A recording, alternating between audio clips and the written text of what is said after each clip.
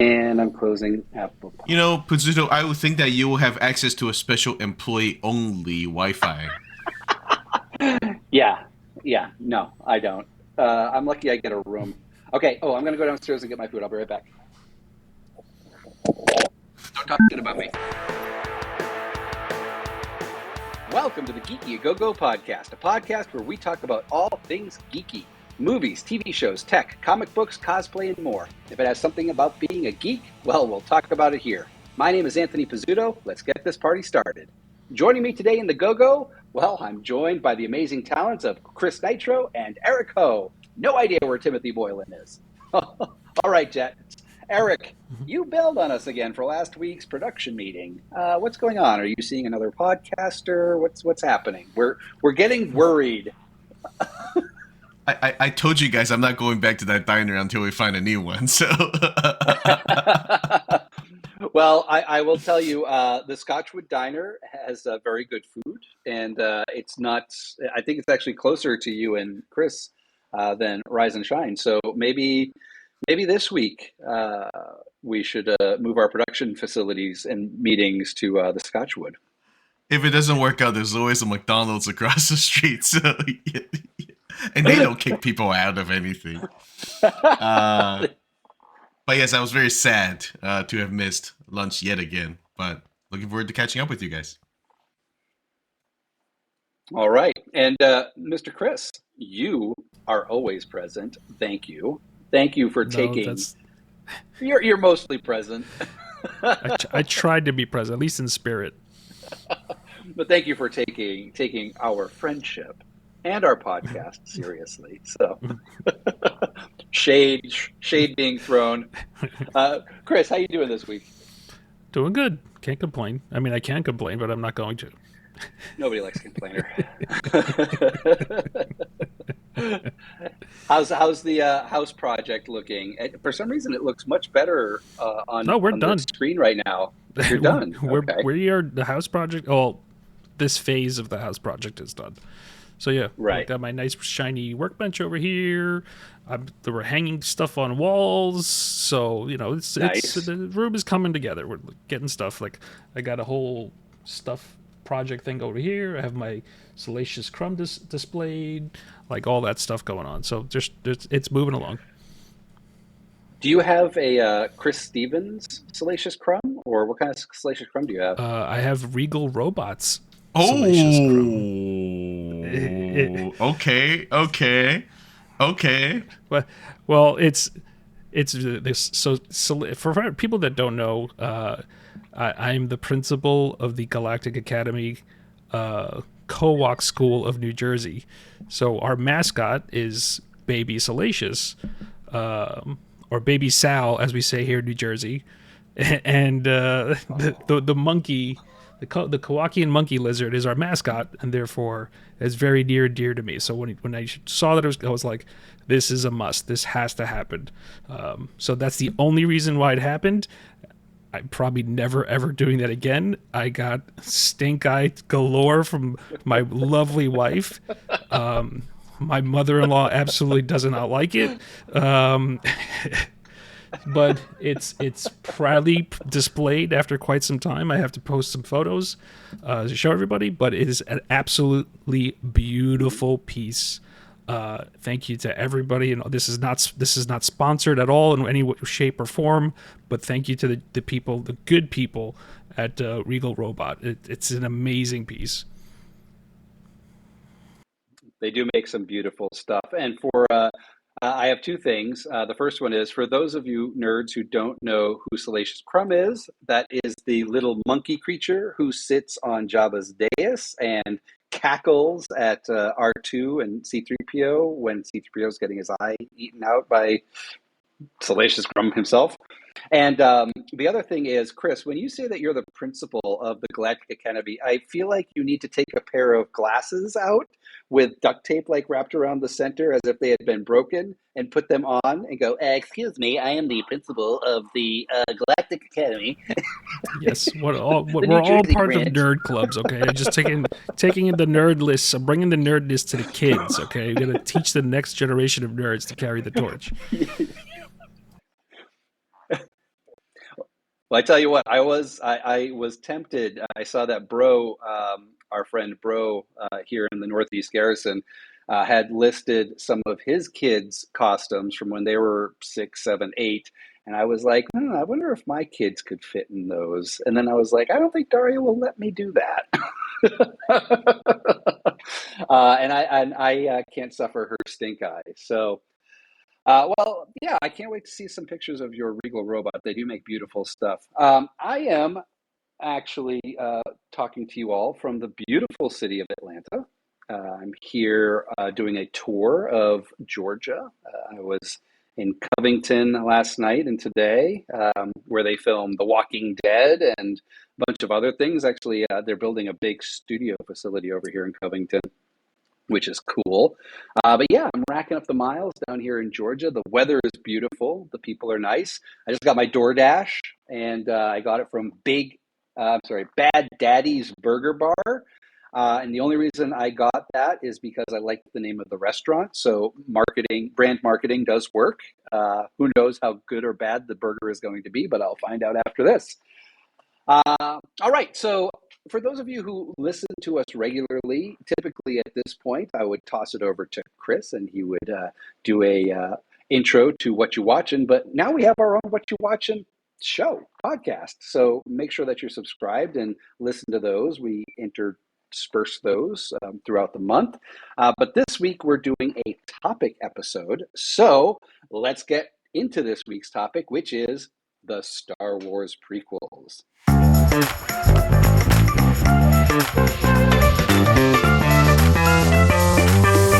A long time ago, the 90s, in a galaxy far, far away, the Milky Way, Star Wars fans rejoiced as we learned that after almost 20 years, we were getting a series of Star Wars prequels that would expand our universe and the lore we love. And who boy, who knew that in 1999, when Episode 1, The Phantom Menace, came to the big screens, how that would change the fan base forever. There are those who love the prequels and those who hate them. And today we're going to bestow upon these films our personal disco balls. Now, for those of you who haven't listened to our What You Watching show, we assign up to 5 disco balls as part of our reviews. 5 disco balls means this movie is hot like a Manhattan disco on a Saturday night in the 70s, and 1 disco ball means the disco is cold and quiet. Now, Eric, since you missed this week's production meeting, I'm going to toss it over to you. Take us back to when little Eric first walked into the premiere of Star Wars Episode 1, The Phantom Menace. What were you looking forward to, and what was your reaction coming out of that theater? I was telling folks that, I think that anyone who's a Star Wars fan at that point, when the prequels are coming, I think this before we saw the movies. Let's just say, I think generally everybody was like freaking out.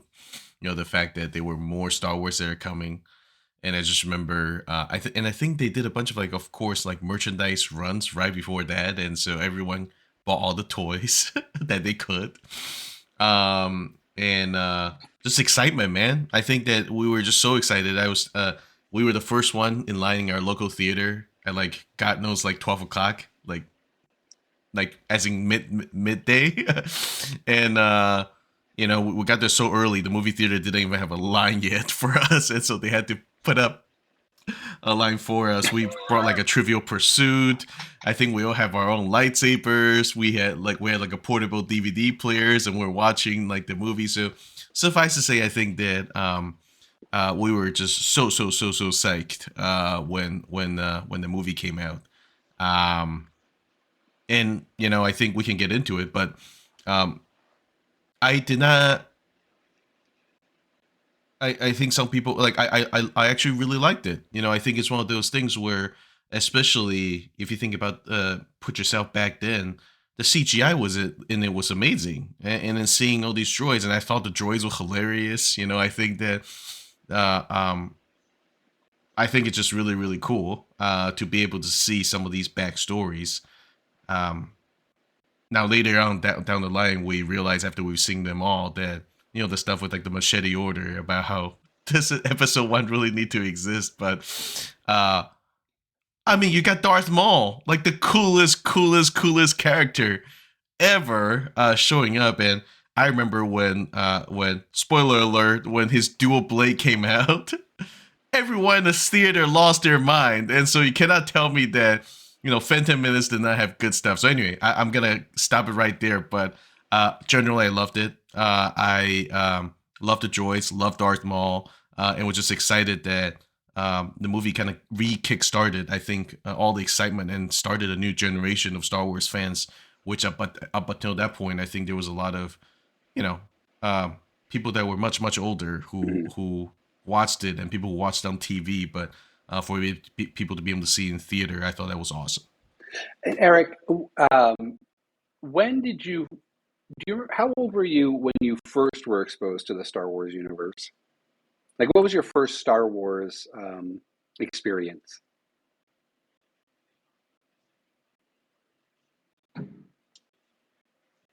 Yeah, I think I talked about this in one of our earlier shows. It was a toy. Actually, I got exposed Mm-hmm. to it as a toy. Yeah.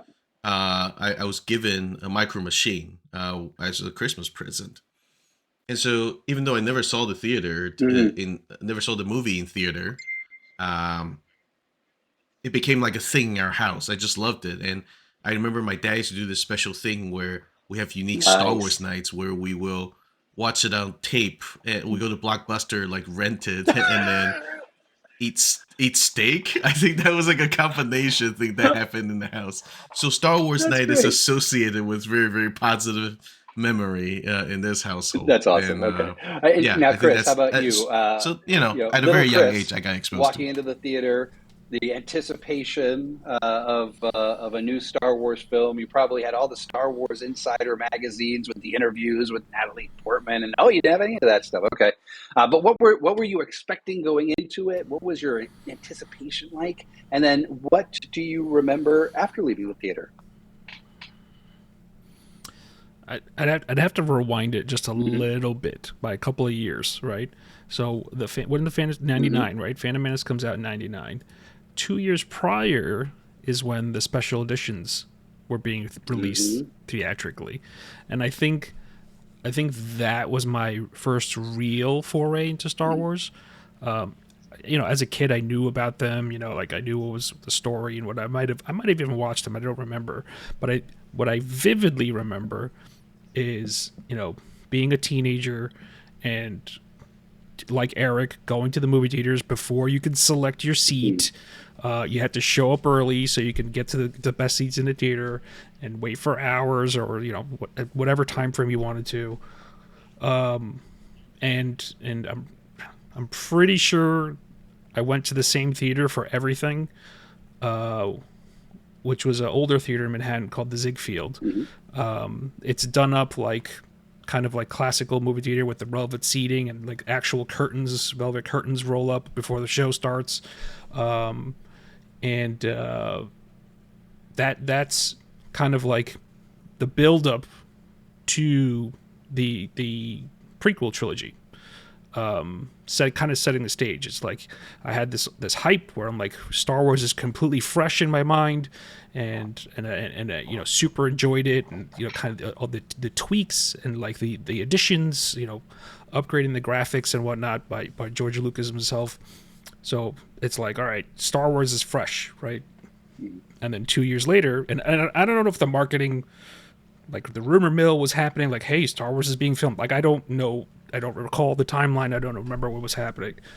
But 2 years later, 1999 comes around, and now he starts, getting into the Phantom Menace. That, like, again, I have to agree with Eric.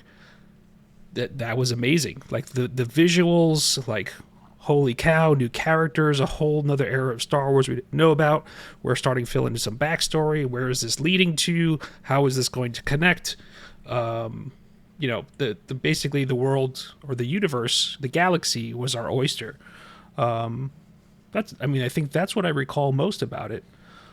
I'm trying to think specifically what amazed us. It's like the music. Duel of the Fates is like iconic. Everybody knows that battle sequence, right? Double lightsabers, like Eric said. Yeah, I think that's kind of what teenager Chris was really hyped about when we were first reintroduced to Star Wars outside of the original trilogy. Nice. Yeah, I as I have been listening to you two, and even in preparing for today's episode, um, I can't remember going to see the Phantom Menace.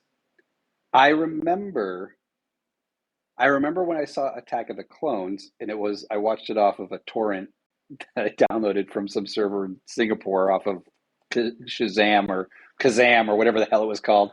Um, but I have no recollection of seeing Phantom Menace, and I must have. And so, Phantom Menace was released May 19th, 1999. That was less than a month from when I graduated high school, which was June of 1999. I have no memory of going to, and I must have, because I was such a nerd in high school, and I had super nerdy friends too, and I know that we all would have gone to see it. I do remember, and it's funny that you mentioned the '97 re-releases of the special editions in the theater. Um, I was getting those confused because I saw those at the Dollar Theater in Oklahoma City. I used to live in Oklahoma City. I remember seeing those on the big screen in Oklahoma City. But yeah, I can't remember the Phantom Menace. But I do remember. So I subscribed to Star Wars Insider when I was a kid, and I remember the interviews, and I remember Natalie Portman, and I think she and I are the same age. And I remember I was like, "Ooh, who's the cute girl in in the new Star Wars movie?" I remember when they were casting uh, Anakin Skywalker. So this was probably 95, 96. I feel like I remember they were doing like an open casting call or something like that, and I so wanted to apply, but I was too young to be Anakin Skywalker or something, or no, I was too old to be Anakin Skywalker. Anyway, but yeah, so that's a long way of saying I have no memory of seeing Phantom Menace for the first time in a movie theater, but I know how it makes me feel today, and we'll get into that in a second. Um, I grew up with Star Wars. We had it on Betamax. We had the original CBS Betamax of Star Wars. It wasn't A New Hope or Episode 4 until much later.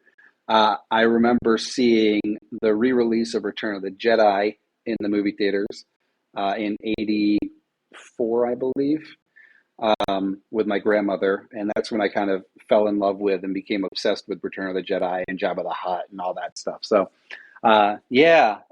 So I'm gonna reserve my Phantom Menace. I remember I was excited about it because I read all the books, I loved all the movies, I had all the toys, but I don't remember the initial reaction.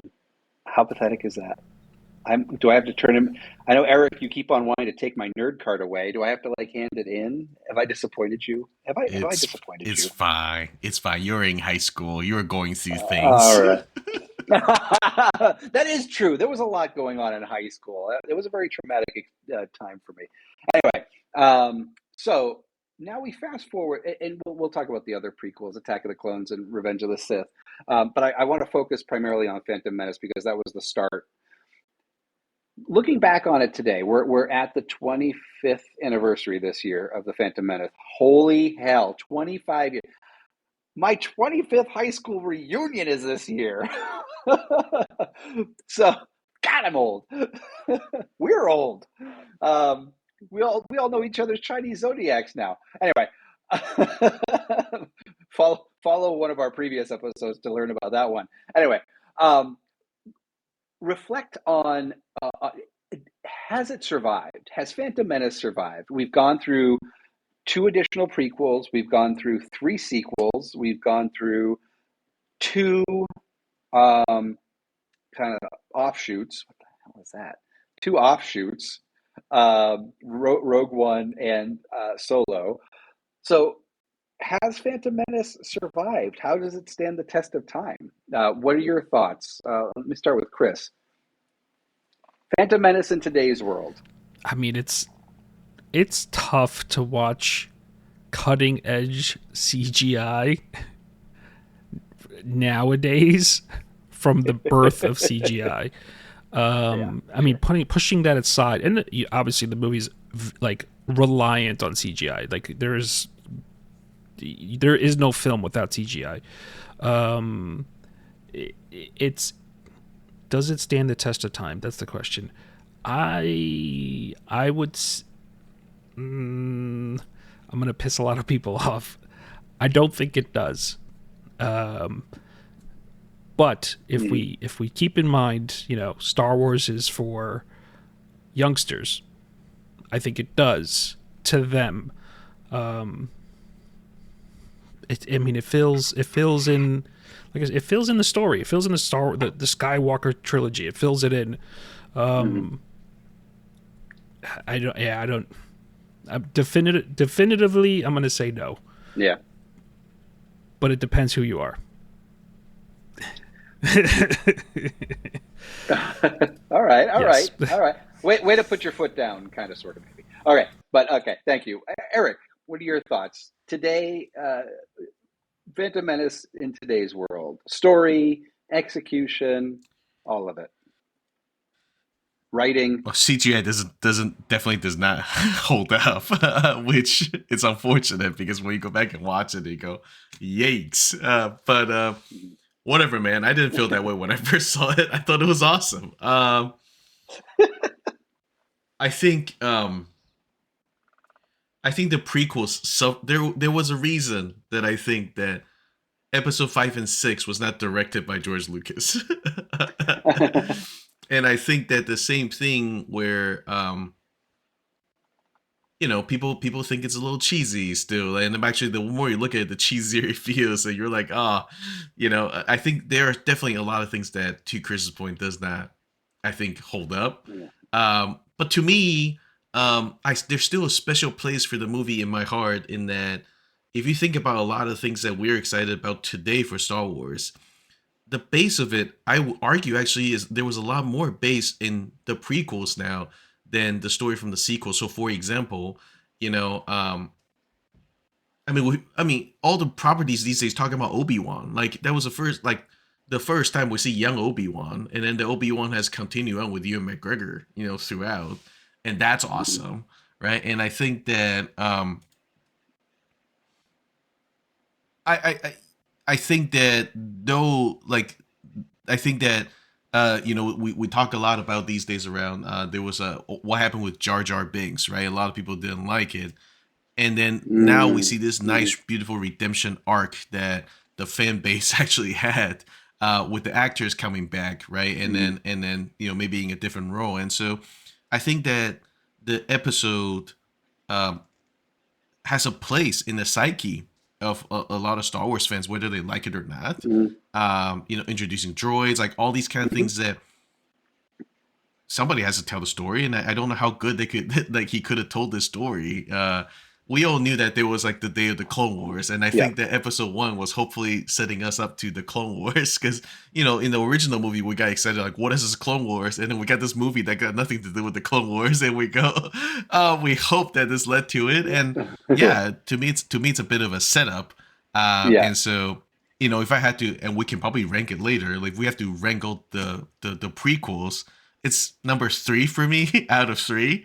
But somebody's got to have to Mm-hmm. get it started, right? So it's a little rough. I don't think quite like holds up still, but it is what it is, I think. Mm-hmm. Yeah, I agree. And so this conversation was born out of last week's episode, where our last week's What You Watch, and um, I don't know, remember how we stumbled onto the topic of the prequels, but uh, I recently did a rewatch, and and watching it on a big screen 4K, even though the disc is 4K, the CGI is just it's there's so much CGI that it's practically an animated film. And I get that Lucas changed the way films were made 3 times, and he was just so excited to have that shiny new technology that he kind of just splurged it all over the place.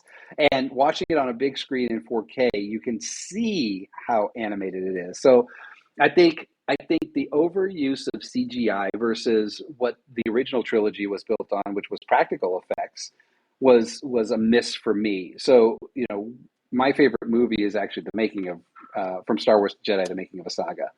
Um, because I love how they made the movies. It was all practical. It was, Phil Tippett and, Paul Houston and all those guys making models and making monsters and making aliens.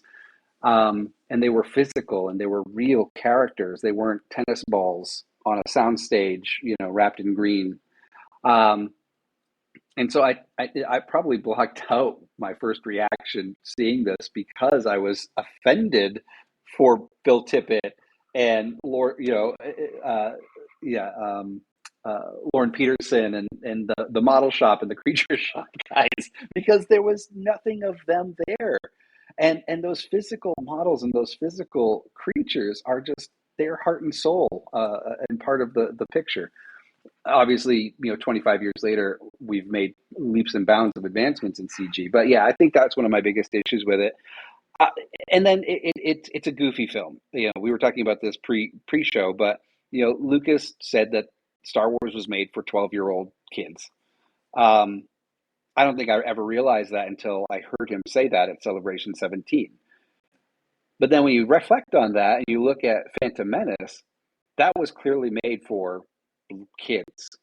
It is a kids film. Everything from the goofy Jar Jar Binks, which, and I have nothing against Ahmed Best. He's in a Star Wars. Good for him.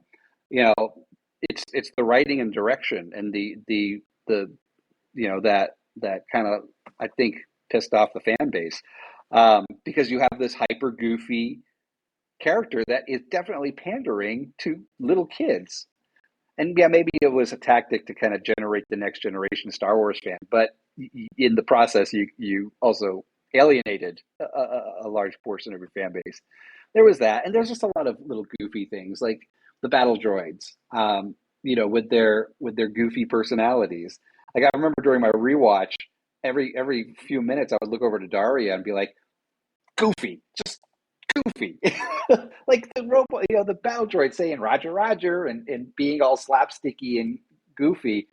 And Toots made a comment how, like, there was slapstick in the original trilogy, and I disagree with that. I don't think there was nearly the level of slapstick and goofiness in the original trilogy as there is in the prequel trilogy, and you definitely lose it in the sequel trilogy, and we'll talk about that in another episode.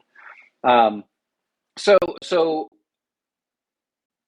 So we've talked about Phantom Menace and our thoughts on that, and I think we're generally aligned 25 years later how it's held up. Now we don't have to deep dive into Clone Wars and Rise of not Rise of Scott Revenge of the Sith, but taking those three, and Eric, you kind of teased yours already. But what are your rankings? Or like 1 through 3, 1 being your favorite, 3 being your least favorite of the prequel trilogy. And Eric, since you kind of started us, I'll start with you. I think. Well, the first one, episode 1 to me is number 3, so that's a 3. Um, Yeah. I'm a little conflicted between 2 and 3 because there are different ways that they shocked me when they first came out. And that still remains a place in my heart and how awesome it was when those movies popped up. But if I had to, I think that for me, 2 will be 1 for me. So it'll be 2. It'll be 2, 3, 1 for me. For the reason being, the clones got Wow. introduced, like for real. You look at how badass the clones are, a little bit in 2, before everything fell apart. I think it's 3. So Mm-hmm. that's how I would rank it. But it's a close one, I think. But if I had to do it, it would be 2, 3 somewhere up here, and then 1 at the 3 part.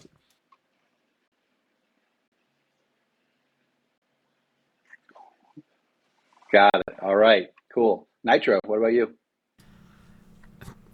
I disagree. Uh, for me, and I'm trying to think back to teenager Chris, it was 1, 2, and 3. Episode 1 was the best of the 3. Episode 2 and episode 3 got progressively worse for me. I it was like how one ended, and I think a lot of people feel this way because everybody almost demands it. It's like I want to know more about Qui-Gon. Like what happened there? Like we got introduced to a character. I'm like, this guy's awesome. He's like not, typical Jedi Council guy. He's like kind of does what he wants. And Obi-Wan kind of learned from that a little bit, but he's still a little bit too much of a straight and narrow. Yeah, it's like the fight sequence. Like I said, the most iconic music, Duel of the Fates. So it started strong, in my opinion, right? I hear you. I hear what you guys are saying, and I agree with pretty much all of it. But it's like a lot of those points for me are like spread across equally all 3 of them, with the computer graphics and the storytelling and the comic slapstickiness and stuff like that. Using kids as your audience, which I don't mind. It is what it is. You go into it knowing it. We know better now, as wise old men that we are. We can dissect a little bit more that we want to. But again, I'm trying to put myself back into teenager Chris, and I think that's what I felt like. Is it definitely was the best. The first one was the best of the 3, and I to the point where, and I don't know if I ever told you this story. At the end of episode 3, when Hayden Christensen, finally suits up in the iconic, and you hear the oxygen like pouring into his helmet as the helmet closes on his face, and you hear the squeal, and then he breaks out, no. I'm like, I literally blurted out in a movie theater full of nerds, okay, packed. I blurted out, "Are you kidding me?"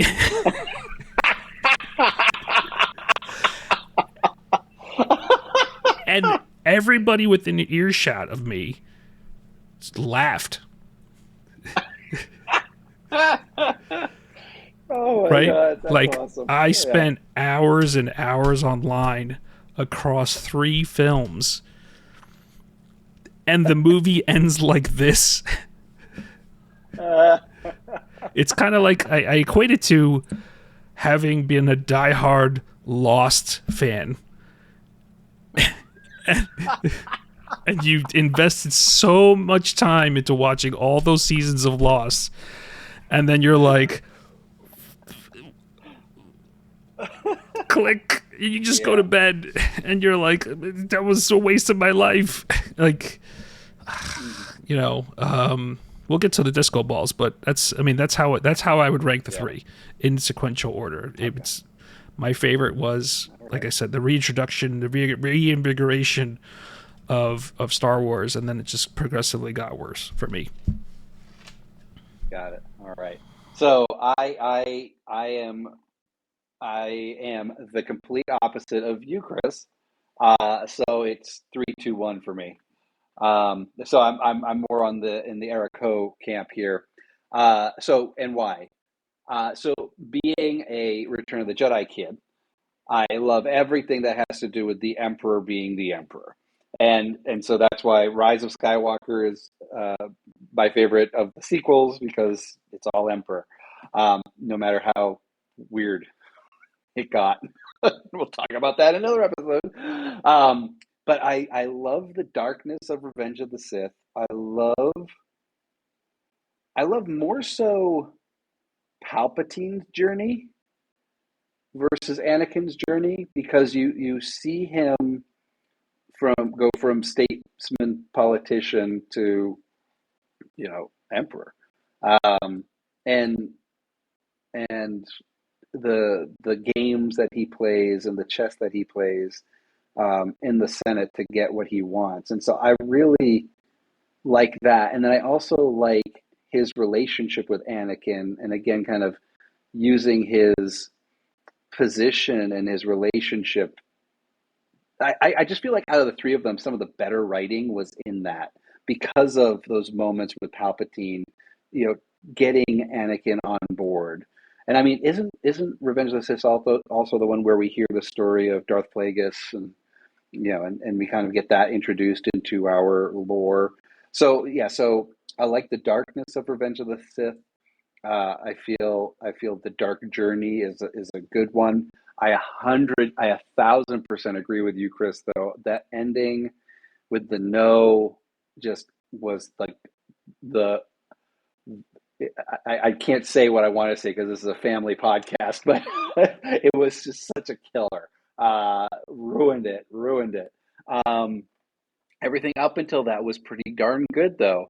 The weird wedding and the love scenes between Anakin and Padme. I mean, that was just a weird. They could have done a better job of setting their relationship up, and I think they explored that much more beautifully in the Clone Wars series.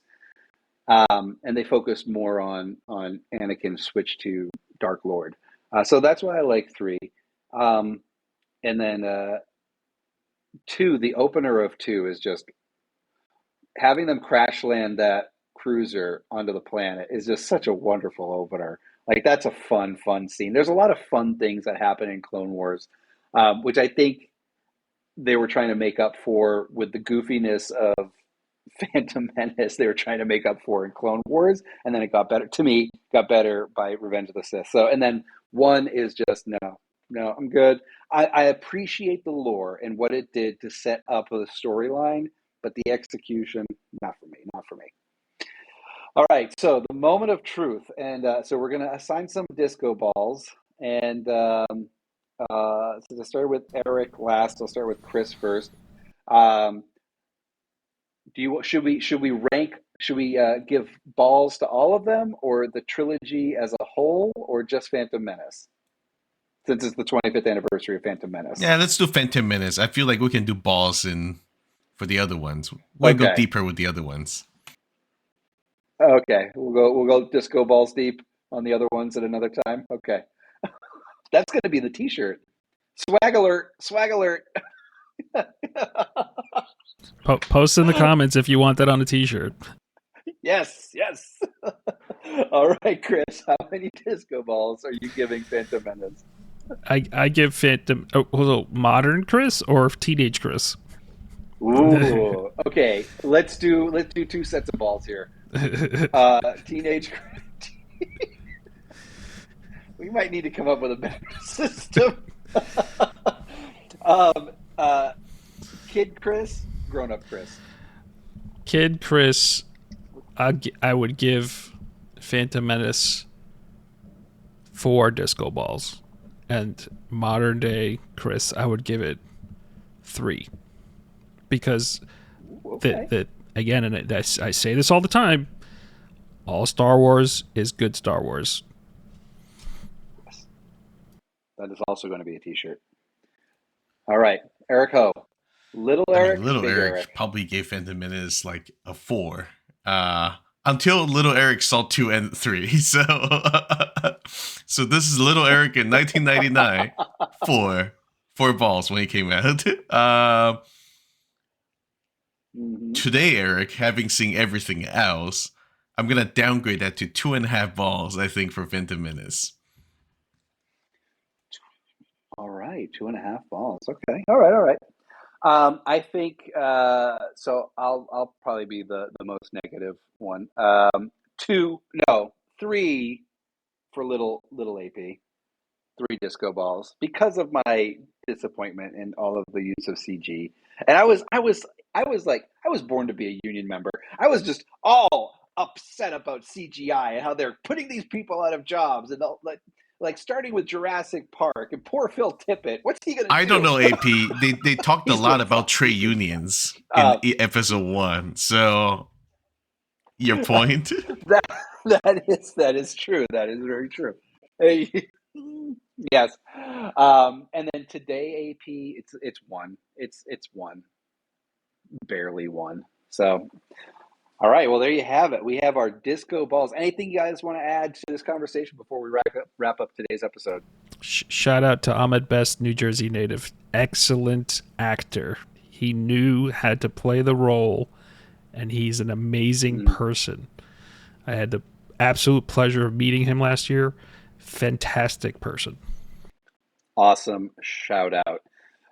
All right. Thanks, boys. Folks, do you agree with our rankings? What are your thoughts on the prequel trilogy? Well, head on over to our Facebook page and let us know.